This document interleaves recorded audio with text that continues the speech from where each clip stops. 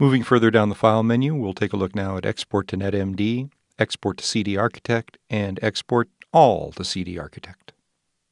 All right, the next item we see going down the File menu underneath Render As is Export to NetMD. Now, I'm not even going to launch Export to NetMD because basically what it is it's a menu function that allows you to hook up your mini disc player to your computer and then export audio clips directly from SoundForge to the mini disc player.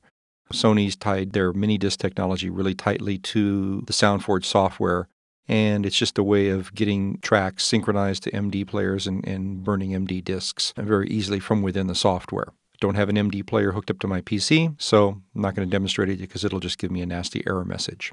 Moving down next, we get to Export to CD Architect.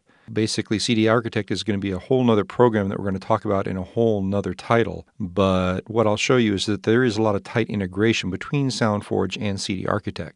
I'll take a clip here, let's say the Ha Jingle. If it's the clip that is selected, and you tell that by the blue bar here that it's in the foreground and it's active.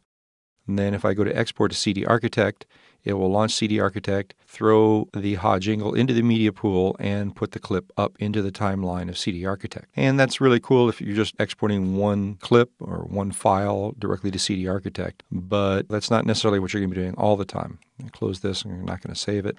If I wanted to take everything I have on the window, let's say I had a whole bunch of songs that I want to sequence into a CD, and I want to use CD Architect to do it because it has some pretty powerful tools that allow you to do some pretty cool stuff. But I don't want to export them one at a time like I just did.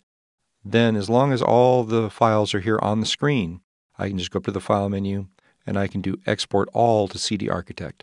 What that'll do is launch CD Architect again, and then it'll put all the files in the media pool. Now you may ask, well, how come they're not up in the timeline? Well, it's because they don't want to assume what order you want to have your songs in. So it'll import them all here and get it all set up in CD Architect, but then it allows you to drag them individually up here to the timeline and drop them in so that you can sequence them and put them in whatever order you want to do. So that's basically how those three menu functions work.